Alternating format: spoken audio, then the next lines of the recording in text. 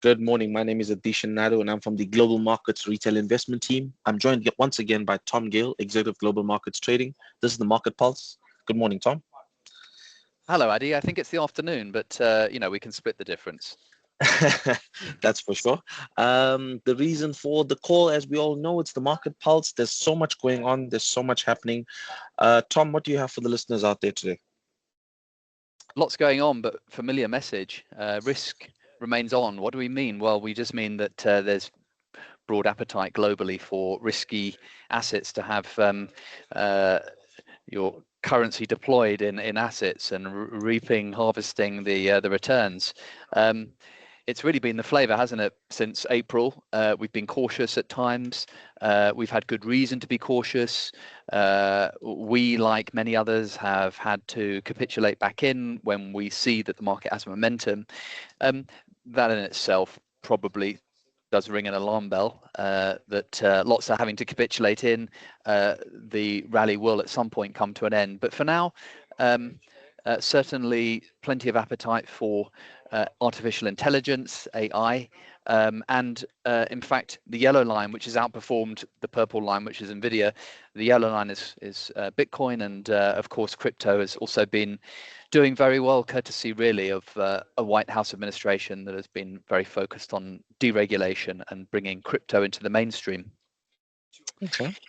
But yeah, really, AI has been the big driver of the markets for sure, but also real economic impact. And what I've highlighted here is a report from the OECD, a big institution which monitors global economic trends, and they acknowledge that growth has been more resilient than they had expected at the beginning of the year.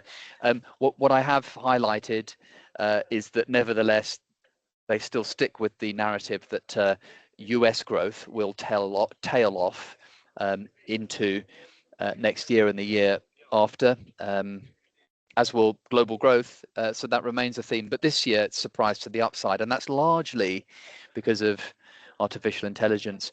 AI accounts for about half of US GDP growth this year, and by some wider measures, well, it's quite astounding, isn't it? Because by some measures, it's more, and in fact, we would have had no US growth, certainly in the first half of this year, without the impact of AI, and that's worth just pausing and considering when we were all very nervous about what was going on earlier in the year. It really was premised on the idea that growth was very stale, and in some senses, the Trump administration got lucky that growth has been sparked by what's going on in AI. The other thing to mention, and I alluded to this on the slide a moment ago, is that AI companies have accounted for, and get this, 80% of the gains in the US stock market this year. 80%. So actually, NVIDIA's done well, and other stocks which are AI related have done well. But the broader S&P has been a little sluggish without them. That said, with the broad market having done well and courtesy of AI and so on, well, that in itself makes US consumers, those who hold stocks, more confident to spend. And so the stock market boom has fed into a boom in consumer spending in the States. So some of these things do become self-propelling. That ties back into this. The AI theme ties us very well into a segue into our product, and we covered this in the last Pulse, Addy, you and I. This is just really a recap, a refresher, and it's a product that will be available through the OST platform until early December. It's an auto call, which effectively means that, you will commit your capital, minimum of 25,000 Rand, potentially for a term of 5 years.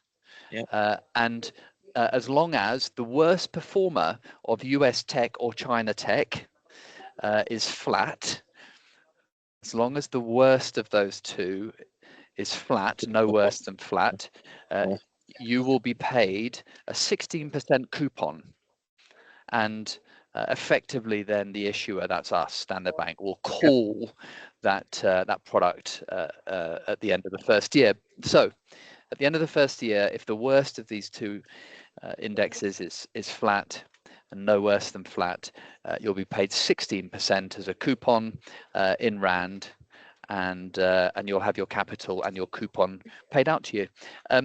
In year two, if your worst performer was worse than flat in year one, well, in year two, if the worst is flat, you'll actually be paid two lots of 16% coupons, and so it goes on until the Well, 5 I mean, years. to your point, right? We've mentioned this, and I'll urge clients to go back and listen to the previous pulse. But given the previous slide that you obviously shared before you shared this, as I said, we've mentioned before. Do you still think this is a great enough investment? I mean, given the fact that you said it's 80%, I mean, is this AI rally? Is there more to this, or is this just the start? Well, it's a fair question. Certainly, these AI stocks are pumped, and there are some concerns that it's overdone. But the neat I think thing that's why about it's flat, right? So the neat thing about this product is that your capital is protected as long as the losses are no worse than 30%. Yeah, I guess so. Okay, so if there's a sell-off and the sell-off is 25% in the worst of these two indexes, then you're protected. Your capital, 100% of your capital is protected. And as I mentioned a moment ago, at that observation date on the first anniversary, your capital is protected, as I say, as long as it's no worse than 30% down. And the observation date then rolls to the second year. So you've got time in year 2, 3, and 4, and even 5 for the index, the two indexes to recover. And to that point, right? And I just want to highlight, I think you did mention it, and I'm touching back to your slide on the 80% of what's actually done in the US. If this index actually does go down in this 5-year term by 30% or more, that doesn't mean that your capital is not protected. It's at maturity if the index is down 30%. So if the index, to your point, is down 50% in year 3, as to your point, it's still got till year 5 to be 30%. If it's down 30%, then your capital's at risk. So at year 3, if it's 50% down, your capital's still technically not at risk because it's on maturity. So I'd urge clients to go and listen to this call or to a previous pulse, as to your point, just to learn more about this. But it is a great product, given as what you've just shown, where our AI is, and the fact that there is this race for the supremacy between these superpowers. But yeah, I think you've summed it up quite nicely, Tom. Okay, Eddie. So thanks for just clarifying that point. That's right. The capital loss to your product is measurable at the end of year 5. Yeah. So you are protected as long as at the end of year 5 the capital loss is not more than 30%. Yes. Okay. And this slide again, which I shared on the previous pulse, Yes. will just talk you through those observation dates, and that point about capital at the end of year 5. And the payoff profile, as you can see. So yeah. Okay. So back to the US economy. Enormous AI-driven gains for the economy and for the stock market. But the flip side is that the US economy had been slowing, probably will slow anyway, and job creation has stalled. And there's a dilemma for the Federal Reserve, the US Federal Reserve, which has a dual mandate to keep prices stable, but also to monitor unemployment, the jobs market. And right now, we certainly would argue that the US Federal Reserve is focused on jobs, the jobs concern, and we can see that in the in the curve of US expected US rate cuts, and I've underlined that the market is expecting 2 cuts of 0.25% before the end of this year, and right the way through to next year, something like 4, perhaps 5 cuts in total. So US Federal Reserve very focused on the deteriorating jobs backdrop. So to that jobs report, I just want to ask, just for my own understanding, I'm sure the clients are out there as well, are just wondering this is, there's no official report or new report that's out there, right? With, I think that the shutdown affects those reports coming out, right? I mean, but other than that, there's no new reports coming out. This is unofficial job numbers, or are those official, Tom? That's right. So the current government shutdown in the US means that there's no release of Okay. of official US data. Okay. So the data that comes out of the statistics office, Okay. which is a government department. On the other hand, there are those private payroll data collections which are available to investors. So those have continued to show some deterioration. Okay. Right then, the expectations of US rate cuts is also keeping a lid on the dollar, the US dollar. The US dollar has been very weak, of course, as we all know.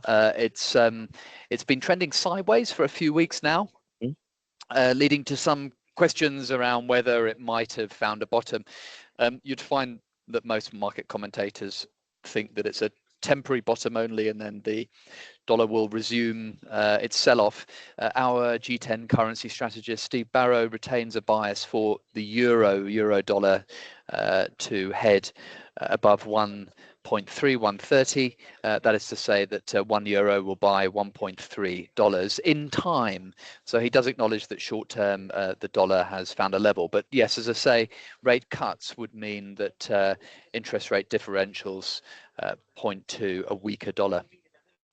And a weaker dollar is also supportive for gold. Gold, of course, is priced in dollars. It also tends to do very well when there are declining real rates. That is to say that US rates less inflation is coming lower.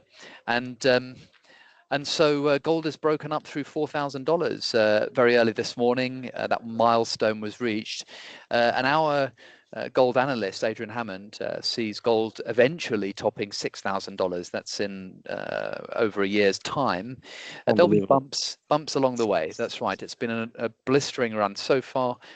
It'll keep going. There will be bumps along the way. But the point that Adrian's making is that as long as I say, US real rates continue to decline, then gold can continue to go higher. And investor positioning right now is still not necessarily crowded. The other piece that's important here is that central banks continue to accumulate gold reserves. So it's quite an interesting time. I mean, Tom, just to hover on that point, or hover on that slide, it's quite an interesting time because we're seeing gold at all-time highs. And I mean, in previous times, I mean, I've looked at some graphs and I've looked at some markets and some times in the market. You've seen gold reserves kind of pick up, but you see equity markets kind of tail off because people look for a safe haven. I mean, we've mentioned this on previous pulses. We're seeing a time now where equity markets are extremely high, almost to say that there is some investor confidence, but there's in specific pockets. Gold is an extreme high, but for the change, the dollar is where we're finding weakness. Yes, well, that's right. So you know, U.S. policy, tariff policy, economic policy, and monetary policy all favour a weaker dollar. That's right. But a weaker dollar tends, as I said earlier, to help lift commodity prices because they're priced in dollars. Another commodity that's priced in dollars and is important for South Africa is platinum. Yeah. Our precious metals analyst Adrian Hammond has just returned from another China trip with a more positive outlook. And I won't go into the details here, but the point is that neither gold nor platinum are especially overextended here. Again, yes, there will be bumps along the way, but fundamentally the prices can be justified. Okay. Both these metals, as I say, important for South Africa, but they're important typically for dollar receipts. That is to say, earning dollars, which translates back to a firmer rand. Also, potentially for the tax that's paid by the companies that mine those metals as they earn more. But the one note of caution from our economist Elna Moolman is that the impact on GDP in South Africa is not meaningful. So before we get too carried away, higher gold and platinum prices are good news for those industries here. It's good news for the tax they earn or they pay, and good news for a stronger rand. But we won't yet see it translate to a fundamentally better picture for South Africa. For that, it's more about ongoing reforms, political and economic reforms here, and those reforms are underway, but they run at a much more gradual pace. And indeed, that point is then reflected in the fortunes of the JSE this year. The line in white is resources, including the miners. The line in blue are the retailers. Retailers did very well last year, especially into the end of the year and post the South African election, but have had a tough year this year, partly because our own growth forecasts have been downgraded a couple of times as this year has gone on, but also because investors crowd into the resources rather than deploying their cash in SA Inc., retailers and so on. And we're all adjusting to the idea that we may not get as rapid a path of rate cuts in South Africa as it looks like they're going to get in the US. So that being said, Tom, sorry, just before you jump to the slide, but that being said, you've got SA Inc. to your point, which is where you see value. I mean, you've said it quite a few times. SA is still relatively cheap. Our market's still relatively cheap. We've got our market that's hitting all-time highs, and it's a lot to do with where gold is at the moment, where platinum is at the moment, and those miners that are obviously driving our market. But do you still see value? I mean, given that there's what you've just said, do you still see value? Yes, of course, there's lots of value, and we've talked about that before, and I'll come on to that in a moment and elaborate. Perfect. Certainly, you're right that the weighting of resources and miners on the JSE has increased as their market capitalization has increased. So resources make up something like 35% of the JSE now, of which half is the gold miners. It's been a dramatic turnaround for that sector. Sure. But yes, plenty of value elsewhere, but sometimes value will take time to present itself in price. We'll get onto that in a moment. Before we do, the good news for the JSE is that a company has decided to list, so reversing the trend of delistings that have plagued the JSE for the last few years. And this particular company is a company called Optasia, which is an AI-driven sub-Saharan fintech company. And this is an interesting company which is backed by Ethos private equity and was started by a number of founders who have some experience in this sector. The company is a credit scoring and loan intermediation company, and it uses data ingested by its AI model to direct and score credit and targeting low-income earners across the continent, the African continent. For example, lending small amounts of money for airtime, and typically extending other microfinance through mobile technology, phone-based technology, to, as I say, to extend credit. So this one is coming to market, and it's one to watch. There'll be some time before the listing. When it hits the JSE, I think it's one to have a look at. It's going to be high growth and therefore quite expensive, but it certainly plugs into the AI theme again.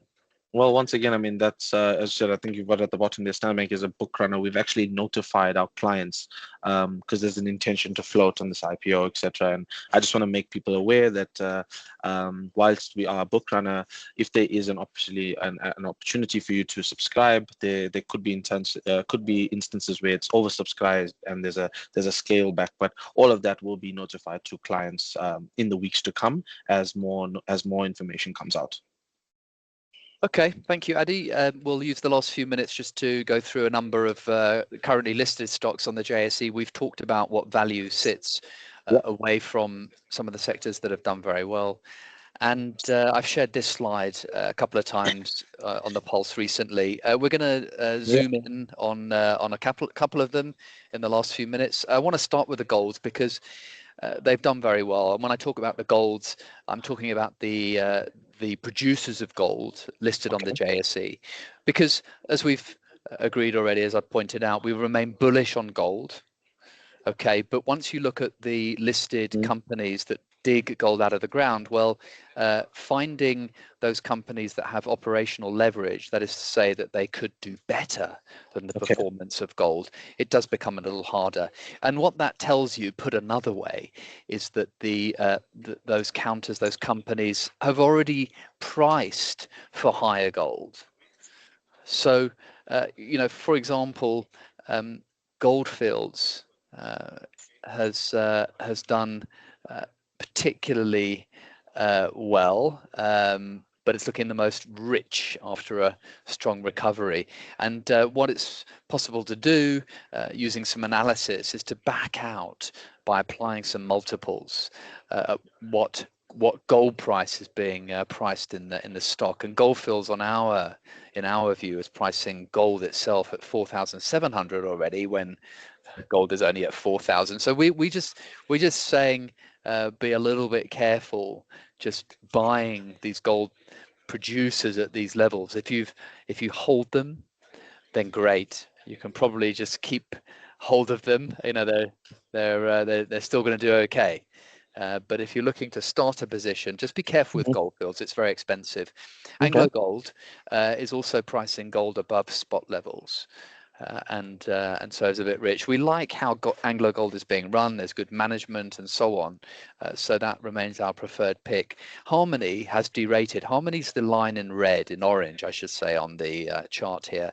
And Harmony has derated. It's underperformed its peers, having outperformed them early this year.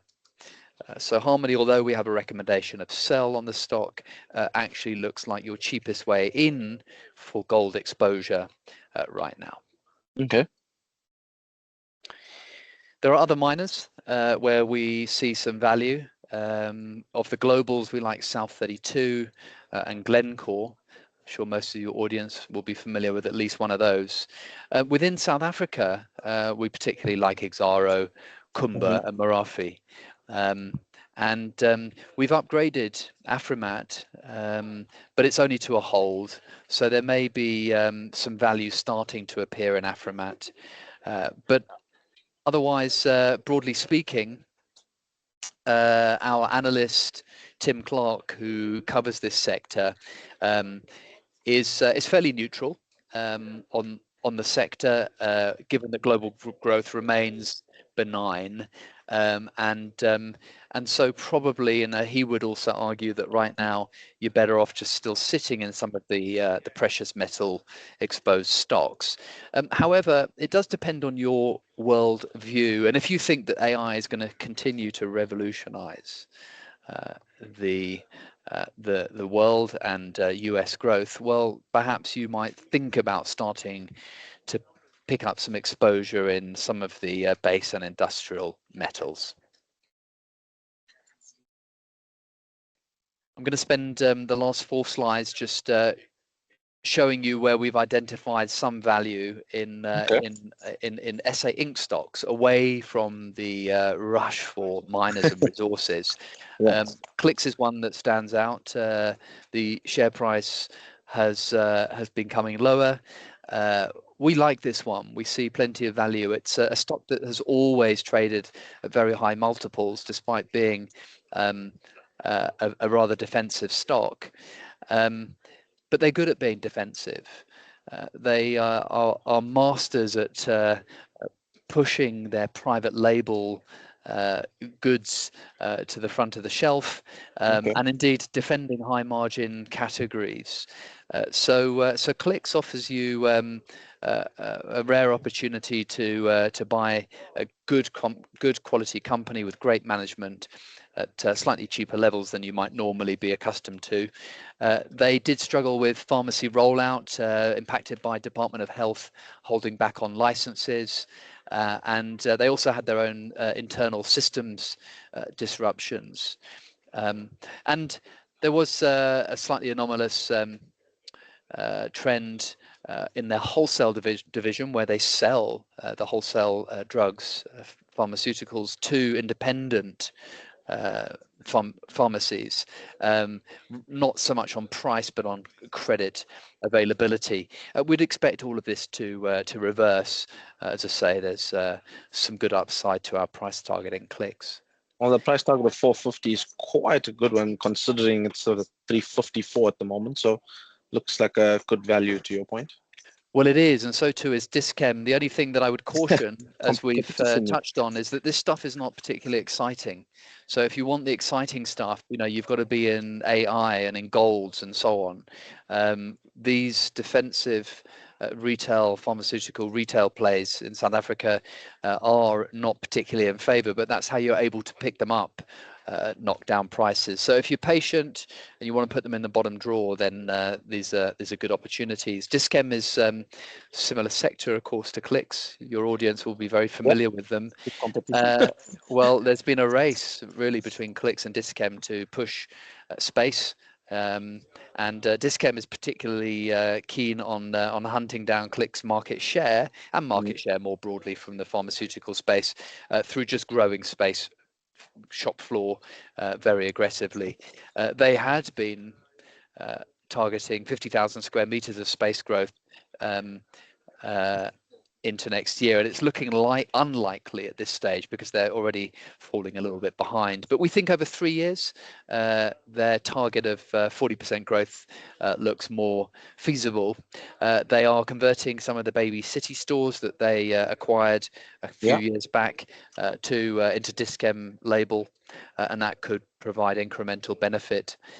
The other thing that Dischem's managed to get a grip on are costs.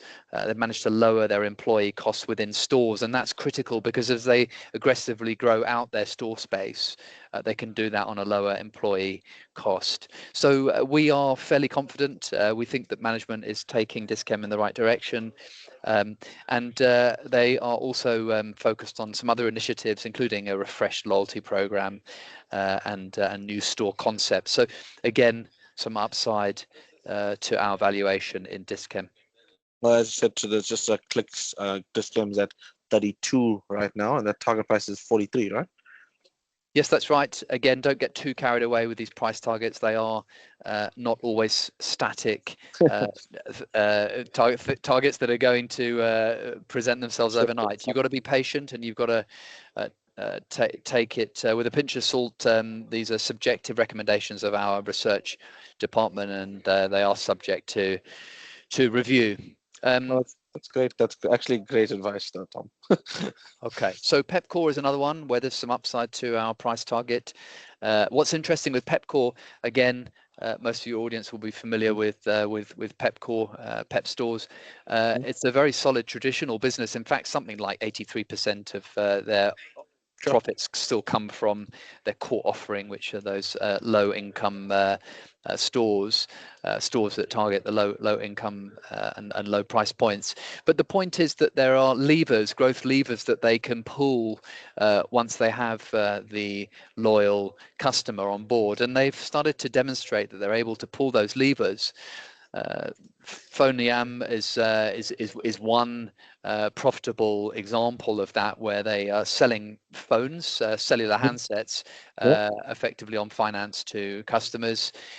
They basically issue devices to most of their handset applicants, and of course some will default on paying the installments, but nevertheless, once you have an ecosystem, you can start to differentiate. And fintech is one area where Pepcore, once they have the customer base, they can leverage. They have an insurance business, does Pepcore, which is most people wouldn't be familiar. It's 20 Yeah, billion rand business and growing. I had no idea There myself. we go. Yes. So they can tap in. Pepcore can tap into their customer base, aside from just selling traditionally in a traditional format, goods off the shelf.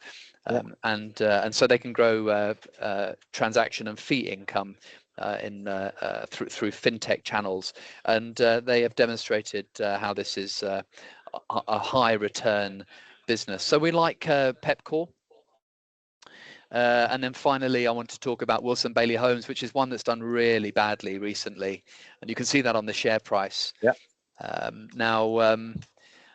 Recently, they've had some disappointing earnings. We suspect that the market has overreacted here in this derating of the stock. There's certainly been a deceleration of earnings, but we think that this could just be temporary. There has been some concern that management is just taking a very conservative approach, recognizing some of the big early project stage profitability. So the kind of the big roadworks and renewables projects that they get involved in. But that should present itself in profits a little further down the line. And we also think that there's some upside here, which could get really interesting if the decision by Total Energies in Mozambique to lift force majeure on its liquefied natural gas operations, as well as just broader mining capex increases, will do to order gains. And in fact, there's big order book gains. You can see that on the chart on the bottom there. And we think that this will eventually feed through to better revenues. This stock trades at a very cheap level, deep 60% discount to the sector right now. So lots of deep value here. But again, I'd caution you, Adi, and your audience that you've got to be very patient to see the returns from some of these deep value stocks. So if you like excitement and you like a bare knuckle ride, then probably the gold stocks and the AI stocks are still for you if markets can keep going, and markets could keep going.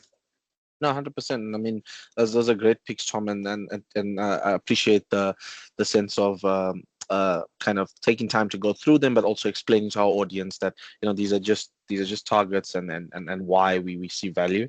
But I mean, just in general, just this entire call, it's great knowledge and great insights into the market, and I think it's really important given everything that happens in today's day and age and what happens in markets, just for clients to hear a trusted voice and just to unpack this a bit better. So as always, we thank you so much for the time, and we'll catch up with you next week, and hopefully not too much more unfolds in the next few days. Thanks, Adi.